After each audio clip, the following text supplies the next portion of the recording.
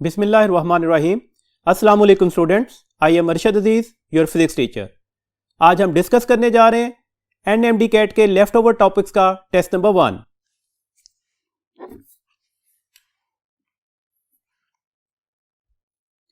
जी students, हमारे पास question number 1 है, Newton assume that sound propagation in a gas takes place under.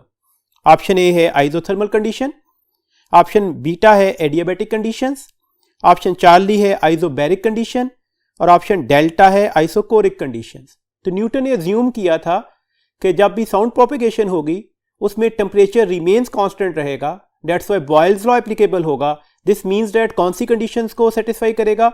Isothermal conditions को। तो that's why कौन सी ऑप्शन हमारे पास करेक्ट होगी? That is alpha. तो अल्फा ऑप्शन करेक्ट है, वजह आइसोथर्मल कंडीशंस की वजह से।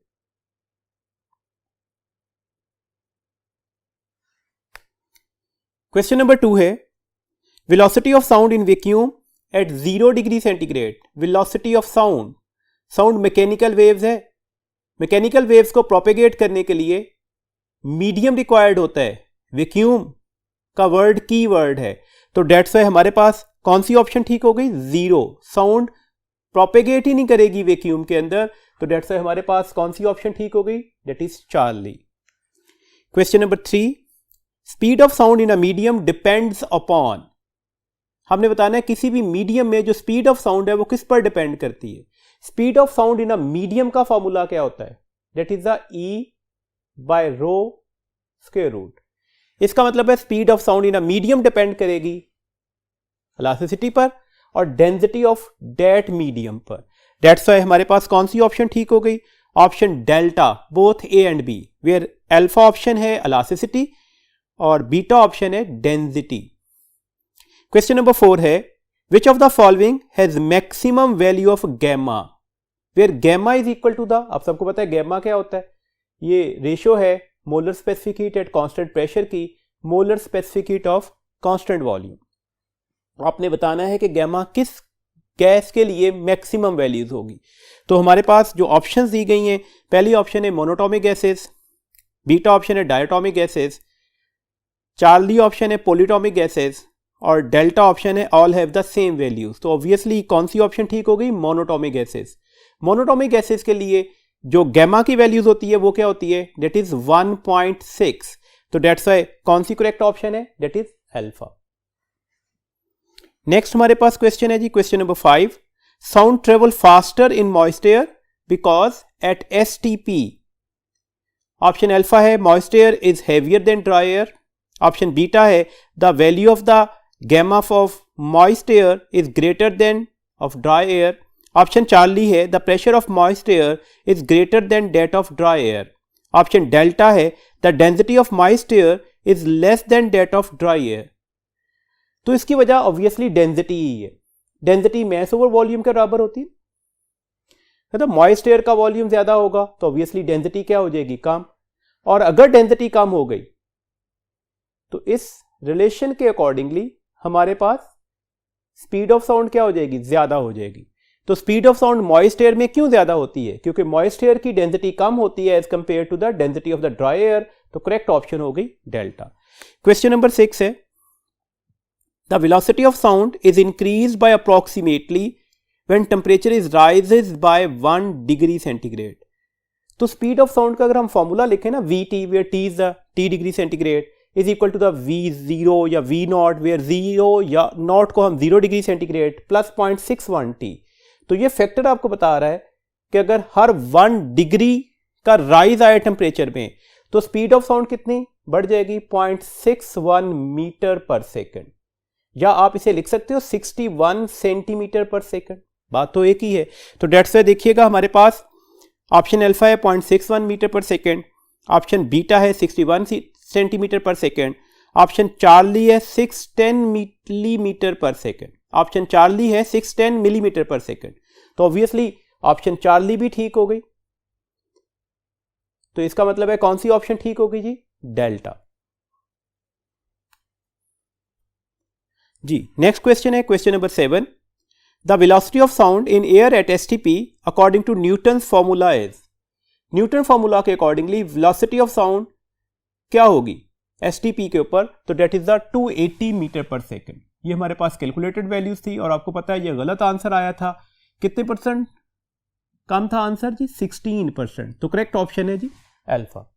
क्वेश्चन नंबर 8 है, at what temperature the velocity of sound will be double its value at 273 kelvin. देखिए कंडीशन ऑफ द क्वेश्चन क्या है, at what temperature velocity of sound is double as compared to the 273 kelvin. तो ये आपके पास relation बन गया। ये हमारे पास वेलोसिटी और केल्विन स्केल के टेम्परेचर के दरमियान रिलेशन है, where V stand for velocity और T कैपिटल लिखा हुआ है तो वो केल्विन टेम्परेचर होगा। देखिए इसका आंसर हमारे पास कंडीशन ऑफ द क्वेश्चन में दे दिया गया, ये 2 हो गया, दैट इज द T, और रेफरेंस किसे बनाया गया था 273 को। अगर आप इसका स्क्वायर ले लें तो 2 का स्क्वायर क्या होगा 4, ये स्क्वायर रूट से कैंसिल हो जाएगा तो T बाय 273।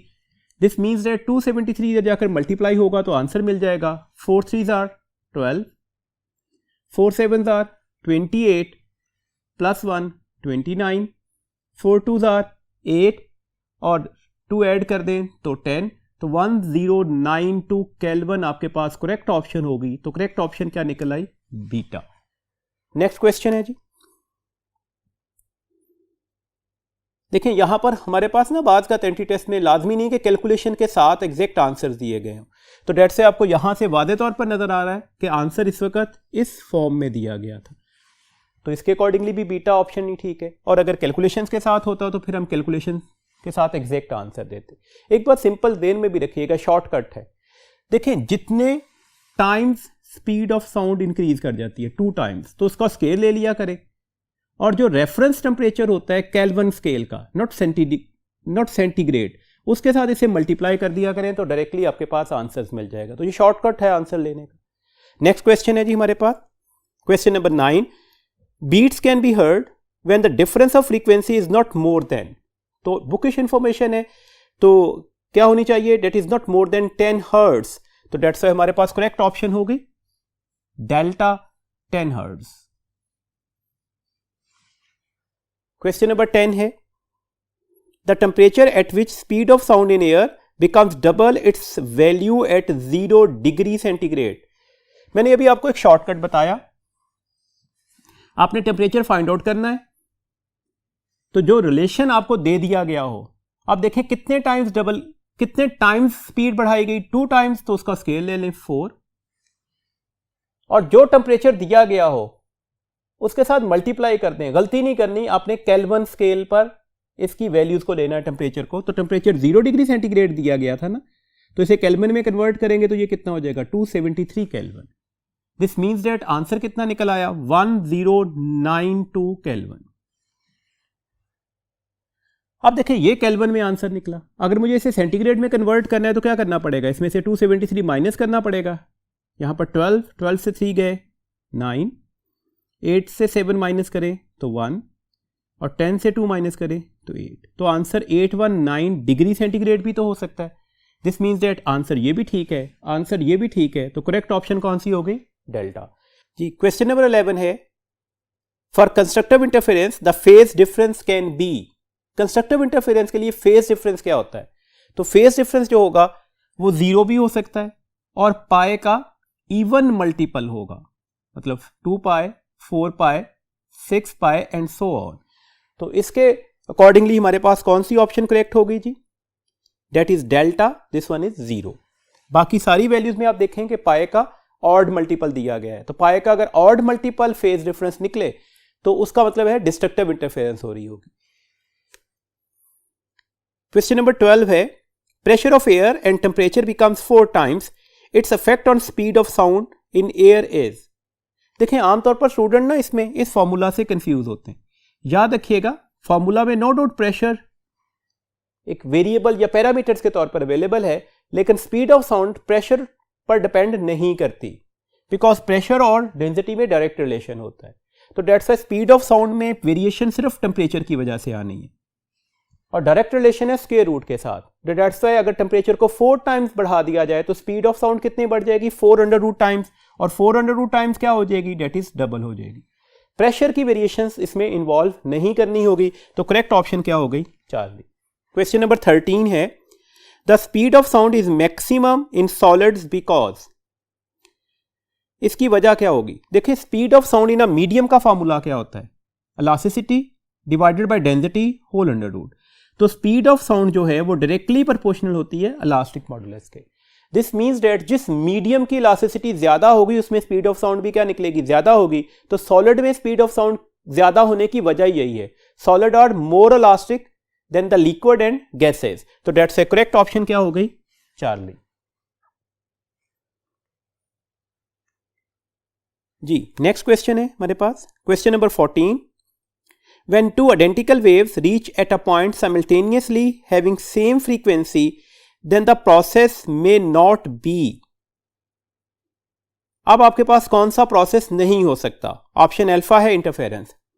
अगर दो आइडेंटिकल वेव्स सेम फ्रीक्वेंसी की सेम डायरेक्शन में मूव कर रही हो तो ऑब्वियसली सुपरपोज होने के बाद जो रिजल्ट बनेगा वो इंटरफेरेंस होगी। ऑप्शन बीटा है बीट्स। तो बीट्स के लिए सेम फ्रीक्वेंसी होना जरूरी नहीं है, बल्कि यहां पर हम बोलते हैं स्लाइटली डिफरेंट फ्रीक्वेंसीज, तो बीट नहीं हो सकती। ऑप्शन चार्ली है स्टेशनरी वेव।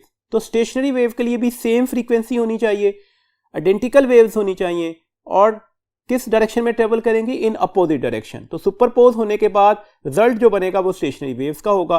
तो डेट्स ए सेम फ्रीक्वेंसी हमें लीड कर रही है कि यहां पर बीट्स का फिनोमिना नहीं हो सकता। तो कौन सी ऑप्शन करेक्ट होगी जी? That is beta.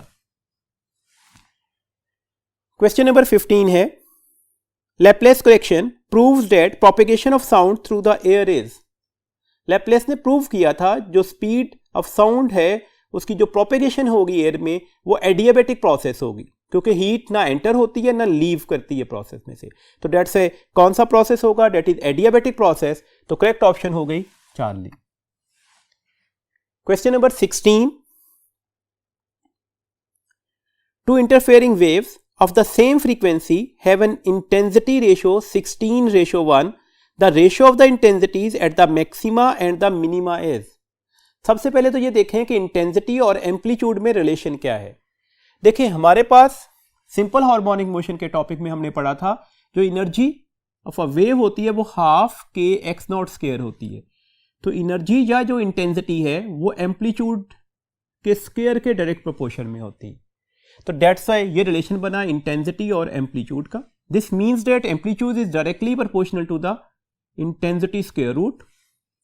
So we can write here a1 over a2 where a1 is the amplitude of the first wave, a2 is the amplitude of the second wave is equal to the i1 over i2 whole square root।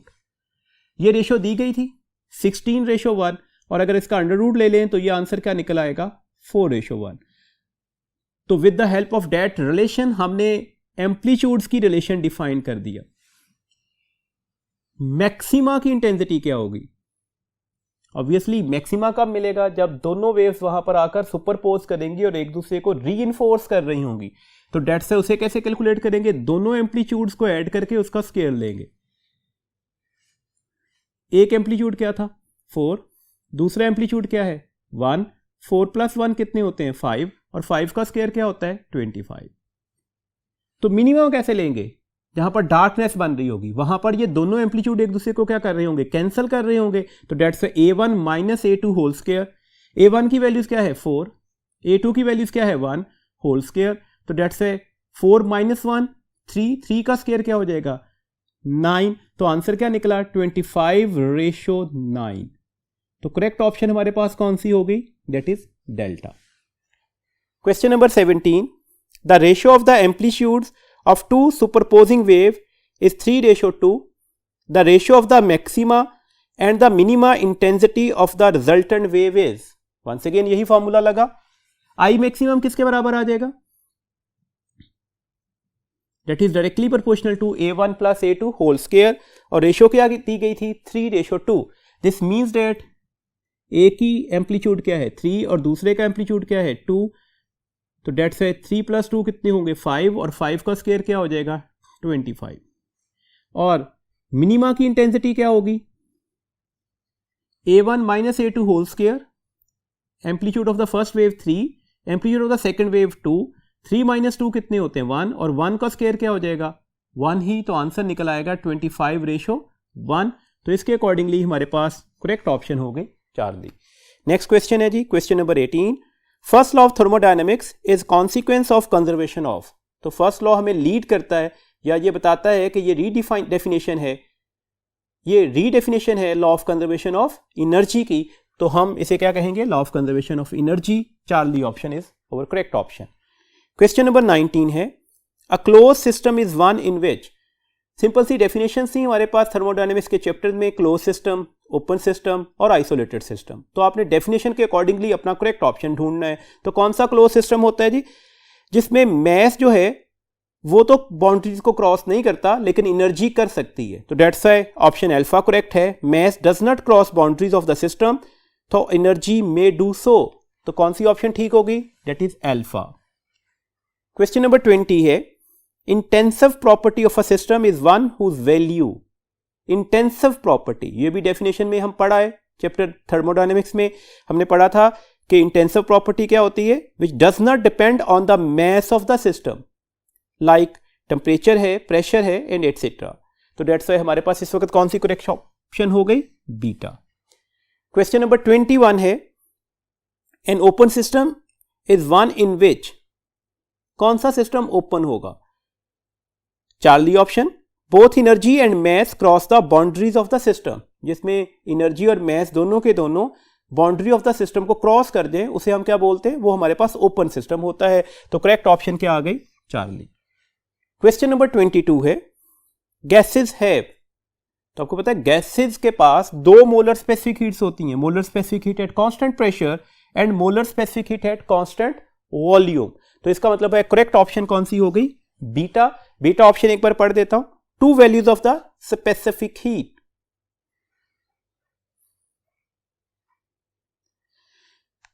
Next question है जी हमारे पास 23, an isolated system is one in which. Isolated system क्या होगा, isolated system वो होगा जिसमें ना ही energy ना ही मैस जो है वो सिस्टम की बाउंड्री को क्रॉस कर सके।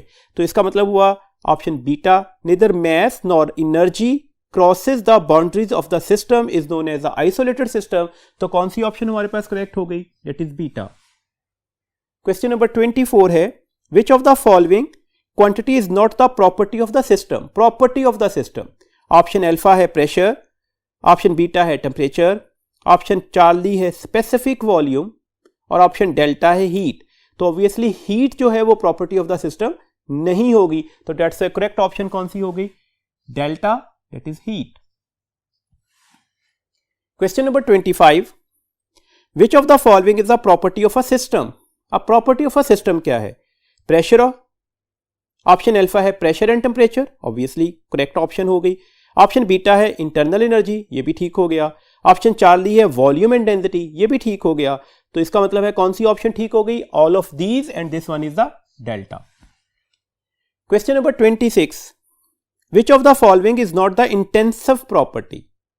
हमें बताना है इंटेंसिव प्रॉपर्टी कौन सी नहीं होगी। तो अब हमारे पास ऑप्शन है अल्फा है प्रेशर, बीटा है टेम्परेचर, चार्ली है डेंसिटी और डेल्टा है हीट। इंटेंसिव प्रॉपर्टी की डेफिनेशन क्या होती है, ये हम इससे पहले एक क्वेश्चन में कर आए और वो हमारे पास जो क्वेश्चन था वो था क्वेश्चन नंबर 20। तो उसी के अकॉर्डिंगली अगर आप इस पर फोकस करते हैं तो आपको नजर आ रहा है कि जो हीट है वो इंटेंसिव प्रॉपर्टी नहीं होगी। This means that correct option कौन सी होगी, that is delta and this one is the heat. Question number 27 है, विच of the following item is not a path function. Path function नहीं होगा, हीट, वर्क, किनेटिक एनर्जी या thermal conductivity. तो obviously thermal conductivity path function नहीं होता। तो dates ए correct option हमारे पास क्या होगी, डेल्टा।